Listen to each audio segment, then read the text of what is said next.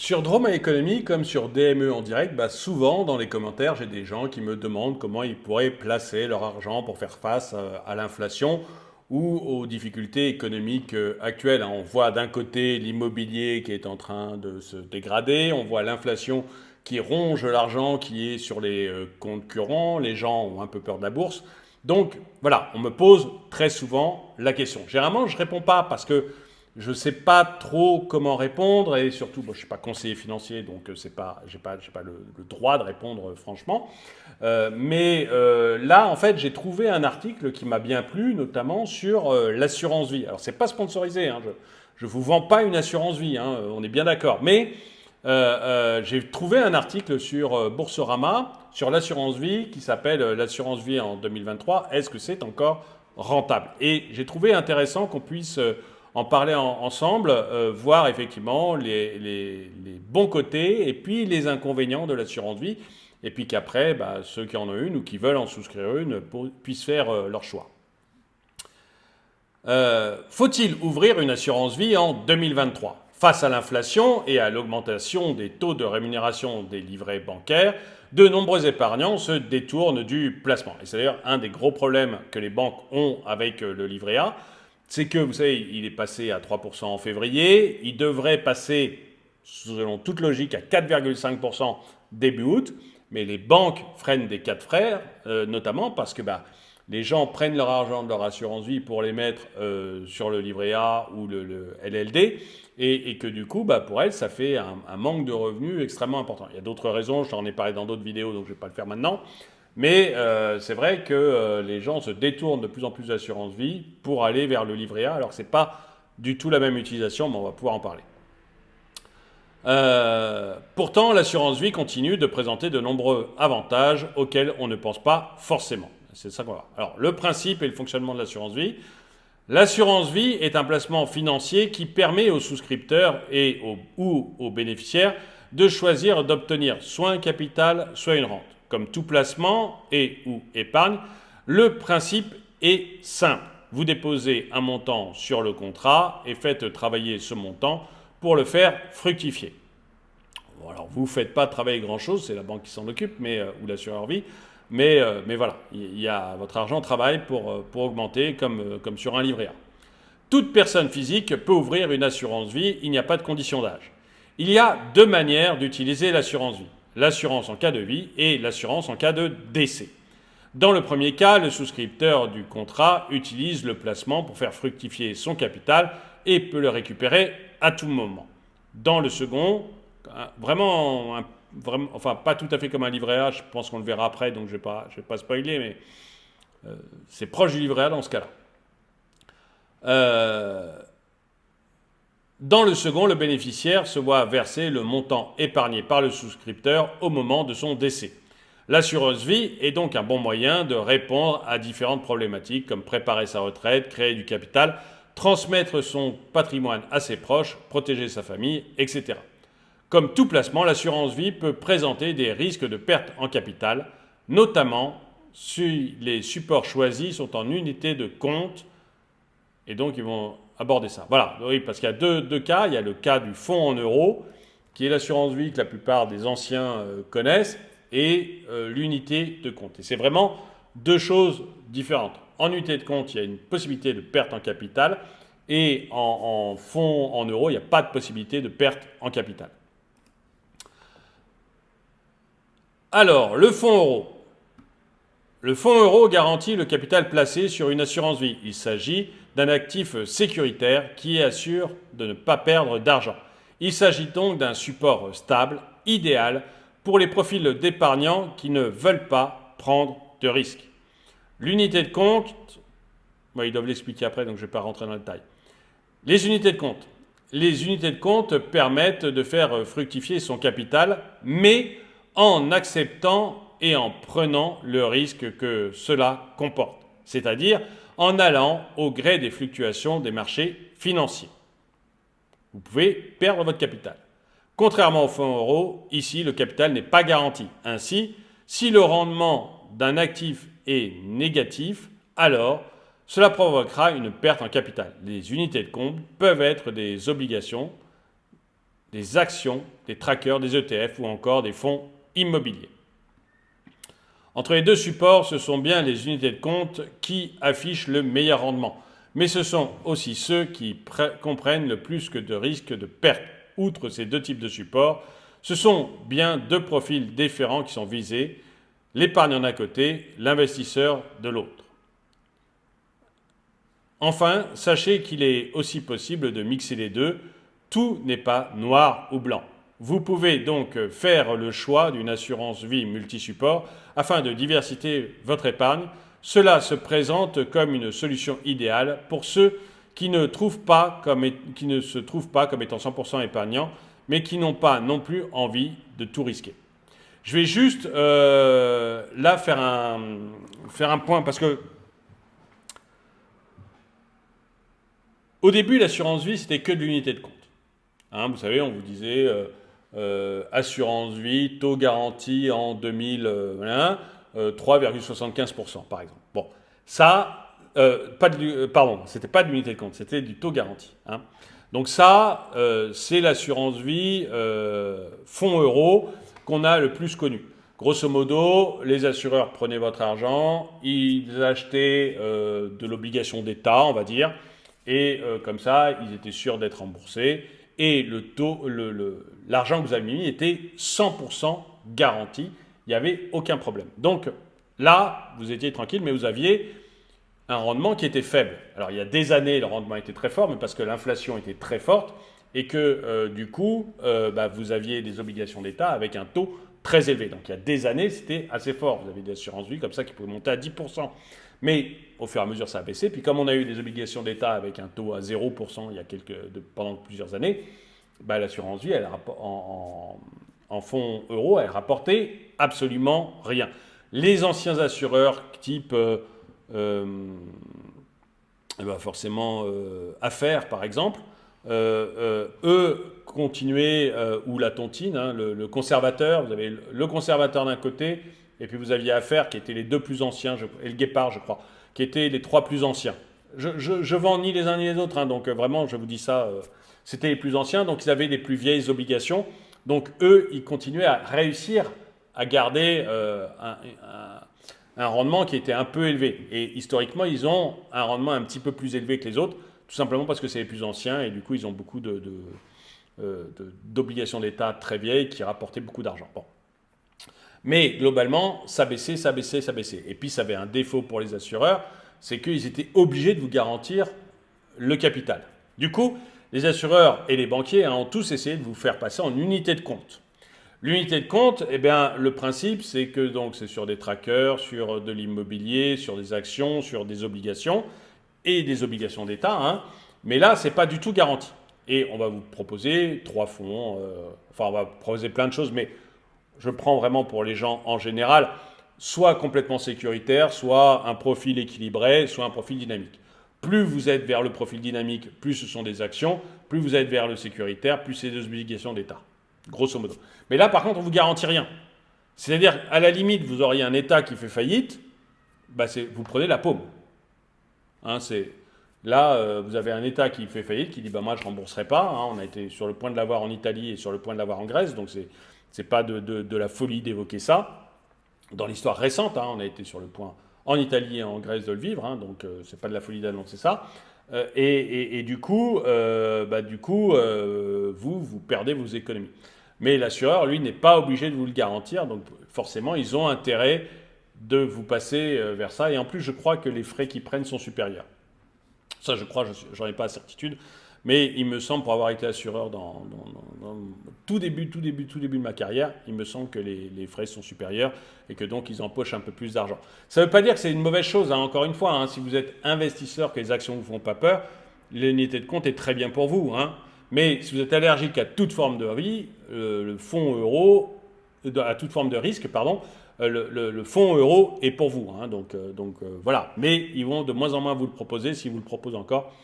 Ce qui n'est vraiment pas certain. Donc voilà. Alors comment souscrire un contrat? Ça, vous irez voir, hein, c'est simple. Donc vous allez voir votre banquier ou votre assureur, il va vous le proposer, il n'y a aucun souci. Je ne vais pas vous expliquer comment faire pour en souscrire un, c'est ultra simple, perdons pas de temps avec ça. Les avantages et les inconvénients. Voilà, ça c'est le côté vraiment intéressant. Maintenant qu'on a vu ce que c'était que de l'unité de compte, ce que c'était du fonds euro et ce que c'était de l'assurance vie d'une manière générale, voyons les avantages et les inconvénients. Les avantages du contrat d'assurance vie. L'argent reste disponible à tout moment. Vous pouvez effectuer des retraits sur votre contrat d'assurance vie à tout moment. Alors, c'est vrai et c'est faux. Pas précisé, mais oui, vous pouvez retirer de l'argent à tout moment. Mais la fiscalité n'est pas la même. C'est-à-dire que si vous attendez 8 ans, vous avez une fiscalité extrêmement légère. Si vous retirez votre argent au bout d'un an, au bout de 6 mois, vous avez une fiscalité qui est très lourde. C'est pas comme le livret A ou le livret de développement durable ou des trucs comme ça où vous n'avez pas de fiscalité du tout. Là, vous avez une fiscalité qui est plus ou moins lourde en fonction de la durée de détention. Par contre, c'est vrai, vous pouvez retirer aussi vite que vous le souhaitez. Mais voilà, faut le savoir. Il y a quand même des petits machins qui vous disent pas, mais voilà. Vous pouvez détenir plusieurs contrats et donc avoir un pour chacun de vos objectifs. Ouais. Les versements sont totalement libres, vous n'avez donc pas de contrainte d'alimenter votre contrat chaque mois, c'est vrai. Bon, en général, on conseille quand même aux gens de faire ce qu'on appelle des placements mensualisés, c'est-à-dire que vous décidez de mettre, je sais pas, 300 euros, 500 euros, 100 euros, peu importe, tous les mois, notamment si vous êtes sur des profils dynamiques type action, etc., parce que ça permet de lisser votre risque. Et donc, c'est pas une mauvaise chose. Donc, généralement, on vous conseille plutôt de faire ce genre de choses. Encore une fois, ça dépend de votre banquier, ça vous dépend de votre assureur. Je sais que la plupart du temps, c'est ce qu'on vous conseille. Maintenant, c'est pas forcément bon pour vous. Encore une fois, je n'ai pas le droit de donner de conseils financiers. Mais je sais que très souvent, ça se passe comme ça. La transmission est simplifiée. Pour les bénéficiaires, des abattements sont prévus afin de limiter les droits de succession. Et c'est vrai que ça, pour transmettre son patrimoine à ses enfants ou à ses petits-enfants, à une personne, parce que vous allez citer la personne à qui vous voulez verser. Donc à la limite, ça peut être votre maîtresse, ça peut être votre cousin par alliance ou le prêtre de votre paroisse. Il n'y a pas de problème. Vous avez tout à fait la possibilité de le faire. Et donc, mais ça peut être aussi vos enfants et vos petits-enfants, donc votre épouse, votre époux. Et dans ce cas, c'est vrai qu'il y a des droits de succession qui sont très très limités. L'État a tendance à revenir de plus en plus là-dessus, mais pour l'instant, c'est quand même bien foutu. Vous pouvez adapter votre assurance vie à votre profil, plutôt épargnant de fonds en euros, investir avec des unités de compte ou bien les deux. Et ça, alors les deux, ils insistent dessus, moi je ne suis pas sûr, faudrait vérifier, mais les deux dans le sens où vous pouvez avoir deux contrats différents, mais quand vous avez un contrat en unité de compte, vous avez un contrat en unité de compte, quand vous avez un contrat fonds en euros, vous avez un contrat fonds en euros. Sur le contrat en unité de compte, vous pouvez avoir une majorité d'obligations, mais votre capital n'est pas garanti. Encore une fois, si un État ne rembourse pas, vous perdez de l'argent. Alors que sur le fonds en euros, vous ne perdez pas d'argent. Donc voilà, vous voyez, je ne suis pas aussi sûr que ça. Par contre, effectivement, vous avez les profils. D'ailleurs, généralement, la plupart du temps, comme je le disais, vous allez choisir profil sécuritaire, je ne sais plus qu'on appelle ça, mais enfin on va dire sécuritaire, profil équilibré, profil dynamique, et en fonction du profil que vous avez, vous aurez plus d'obligations ou plus d'actions. Je schématise à gros traits, mais c'est ça. D'ailleurs, c'est amusant parce que le contrat loi Madelin est un peu un contrat d'assurance vie. Et vous savez, c'est pour les artisans, les commerçants, pour leur retraite. Et en fait, dans un contrat loi Madelin, donc vous cotisez. Quand vous êtes jeune, vous cotisez quasiment que en actions. Enfin, encore une fois, vous avez le droit de choisir, mais il est conseillé de prendre surtout les actions. Et puis, au fur et à mesure du moment où vous allez arriver au moment de votre retraite, automatiquement, le contrat va devenir de plus en plus en obligation. Pour que, arrivé à votre retraite, vous n'ayez plus le risque lié à des cracks boursiers ou à des problèmes aux actions, mais que vous soyez totalement en obligation. Contrat Madelin, c'est plutôt un bon contrat dont se servent énormément les artisans et les commerçants parce que ça permet de préparer sa retraite et en plus c'est défiscalisé pour une partie. Donc ça permet aussi d'être, de payer moins d'impôts et de placer cet argent plutôt pour sa retraite. C'est un contrat qui est pas mal dans mon souvenir. Encore une fois, allez voir votre conseiller financier, mais dans mon souvenir, c'est pas mal. Et donc, mais ce que je voulais surtout dire, c'est que au début, jeune, vous êtes beaucoup en action sur un contrat Madelin. En tout cas, c'est ce qu'on vous conseille. Et progressivement, plus vous allez arriver vers l'âge de la retraite, moins vous allez avoir d'actions et plus vous allez avoir d'obligations. Donc voilà. Il n'y a pas de plafond, alors ça c'est une bonne chose. Contrairement au livret A qui est limité à 22 950 euros, l'assurance vie n'est pas plafonnée. Bon, le livret A en plus, vous pouvez en avoir qu'un. Hein. Si vous en avez deux, vous risquez d'avoir un contrôle fiscal, ça risque de mal se passer pour vous. Mais il y a des amendes qui sont assez lourdes. Hein. J'en avais parlé dans une autre vidéo, je crois. Donc, contrairement au livret A qui est limité, bah, là, vous pouvez mettre tout l'argent que vous voulez sur votre assurance vie. En plus, vous pouvez en avoir plusieurs. Donc, c'est vraiment tranquille. Et une fiscalité avantageuse, mais c'est ce que je vous disais. Si votre contrat dépasse les 8 ans de détention, vous bénéficiez d'une fiscalité allégée en cas de retrait. C'est vrai, mais plus vous restez longtemps, plus vous allez avoir une fiscalité allégée, jusqu'à 8 ans. Mais si vous retirez votre argent dès le début, là, au contraire, la fiscalité a tendance à être plus lourde. Hein. Donc, vérifiez, encore une fois, avec votre banquier ou votre assureur si vous êtes intéressé par le faire, mais, parce que la fiscalité a peut-être changé et que c'est plus ma partie. Mais du temps où j'en faisais, avant 4 ans, la fiscalité était plus lourde. Donc voilà, il faut quand même faut avoir ça en tête. Les inconvénients du contrat en assurance vie. Donc les retraits sont fiscalisés. Vous pouvez certes retirer votre argent à tout moment, mais chaque retrait est soumis à l'impôt et aux prélèvements sociaux. Pour bénéficier d'un allègement de la fiscalité sur le retrait, il faut attendre au moins 8 ans. Vous voyez, c'est ce que je vous disais. Donc mes souvenirs sont plutôt bons. Différents frais sont appliqués sur les contrats d'assurance vie, des frais d'entrée, des frais de gestion, des frais d'arbitrage, des frais de sortie. Et ça aussi, c'est une grosse différence avec le livret A. C'est que frais d'entrée, grosso modo, ça va payer votre assureur, votre agent général d'assurance, ou ça va payer le courtier qui vous le vend. Donc ça va jusqu'à 5% de mémoire. Hein. Je ne crois pas qu'il y ait légalement une limite, mais ça va jusqu'à 5%. Généralement, quand vous allez dans une banque, c'est 0, mais parce que eux, leurs salariés sont payés autrement. Mais voilà, il y a déjà des frais d'entrée, donc on vous retire déjà un pourcentage de ce que vous placez. Et puis après, tous les ans, il y a des frais de gestion. Et puis quand vous dites, moi j'ai tout en dynamique, mais j'aimerais passer tout en sécuritaire, vous allez vous prendre des frais d'arbitrage. C'est de moins en moins vrai. Hein. Il y a de moins en moins de frais d'arbitrage, mais ça existe. Et les frais de sortie aussi, il y en a de moins en moins. Hein. C'est des trucs qui existent de moins en moins, mais on peut en trouver. Donc voilà, il faut savoir que contrairement au livret, vous avez quand même des frais sur tous ces trucs-là.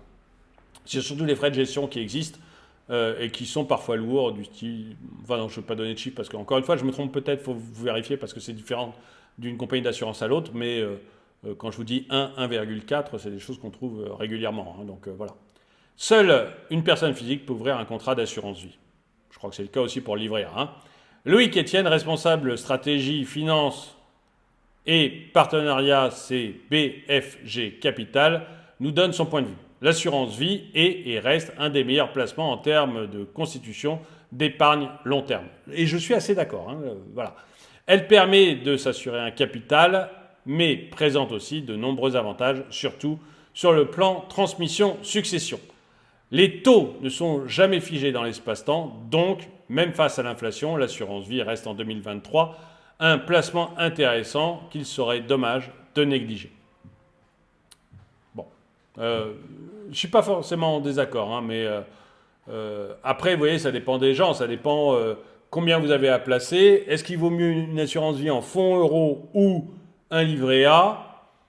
Si vous avez une petite somme à placer, je ne suis pas sûr que l'assurance vie soit une bonne chose. Si vous avez une grosse somme à placer, voilà, là, l'assurance vie est peut-être la solution. Mais vous voyez, entre l'assurance vie fonds euros et le livret A, avec un livret A à 3%, qui va peut-être encore augmenter en août, ce n'est pas du tout certain que l'assurance vie soit toujours le bon placement, quoi. Il faut vraiment y faire attention. Si vous êtes dans le cadre d'une succession, si vous avez de l'argent à transmettre, des choses comme ça, bon, là, effectivement, ça peut être... Ou si vous avez des grosses sommes, là effectivement. Hein. Mais voilà, c'est pas toujours vrai. Il faut vraiment regarder le cas par cas. Conclusion. Encore en 2023, l'assurance vie reste un des placements préférés des Français. Oui, c'est vrai. Et pour cause, les avantages sont nombreux. Le placement reste très intéressant, même face aux livrets bancaires comme le livret A, qui a récemment repris des couleurs. Comme je vous le disais, là, je nuance. Hein. Je ne suis pas du tout certain. Ça dépend des montants, ça dépend de la situation patrimoniale de chacun. Et de l'horizon de temps et de l'aversion au risque, c'est-à-dire est-ce que vous voulez des actions, vous voyez, c'est pas du tout... Franchement, ça dépend des gens. Dites-moi dans les commentaires ce que vous en pensez, et peut-être votre cas personnel, mais moi je dirais ça dépend vraiment des gens. Petite particularité à souligner, très fréquemment, les bénéficiaires ignorent l'existence du contrat et de leur héritage. Ah oui. Bah oui, parce que vous avez, je vous dis, hein, vous avez pris comme héritier, comme bénéficiaire, je sais pas, votre cousin Germain, et vous lui avez jamais dit. Ou votre voisin de palier, que vous aimez bien, mais vous lui avez jamais dit. Bah, au moment de votre décès, personne ne va lui dire, quoi. Hein. Donc, parce que l'assureur, lui, il sait peut-être même pas que vous êtes mort. Hein, donc lui, il a son contrat d'assurance vie, l'assureur ou le banquier.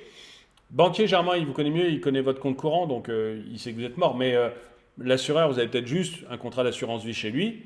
Il n'a aucun moyen de savoir que vous êtes décédé, hein, l'assureur. Donc savoir que cet argent, il faut le donner à votre bénéficiaire, c'est pas du tout évident. Hein. Donc c'est vrai que ça, c'est un point qu'il faut observer. Parfois, l'assureur ignore le décès de l'assuré, bah, c'est ce dont je parlais, et donc n'est pas en capacité de prévenir le bénéficiaire. Dans d'autres cas, l'assureur peut avoir des difficultés à retrouver le bénéficiaire. Bah oui, parce qu'il a peut-être déménagé. C'est-à-dire que sur votre contrat, vous avez écrit Monsieur Eric machin, domicilié 224 rue Truc, à Dole, et puis il a déménagé, il habite Marseille, bah, pour le retrouver, allez-y, quoi. Hein. Donc pour l'assureur, c'est pas du tout évident. Dans les deux cas, pensez à vous rendre sur le site Cyclades pour afin de vous en assurer. Bon, bah voilà, donc vous connaissez le site Cyclades.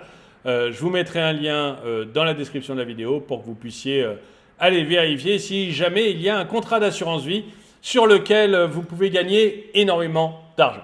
Bon, j'espère que votre vidéo vous a plu, ça change un peu des vidéos que je fais d'habitude, mais comme on me pose souvent la question, bah, je voulais pouvoir répondre de manière le plus claire possible sur l'assurance vie. En tout cas, merci d'avoir regardé cette vidéo, mettez-lui un pouce vers le haut, commentez-la, partagez-la. Merci à tous ceux qui soutiennent la chaîne et moi je vous dis à très bientôt.